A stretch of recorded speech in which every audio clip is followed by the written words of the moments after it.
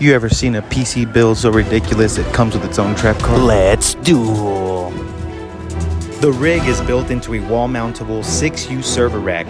It has an Asus TUF Gaming Z790-plus motherboard, an Intel i9 13900K processor, 64 gigs of RAM, and an Arctic Liquid Freezer 420 all-in-one pump. The rig's main feature is the Asus 4090 RTX graphics card that has an all-metal body. It is the heaviest thing I had to install on this build, with a bracing arm and a couple other features to keep it from tipping over. And you can't forget about the 4 Noctua fans on each side panel door that I installed and that still need some dust covers. Also, there's a 1TB SSD, and so far it's been crushing the games that I've been playing.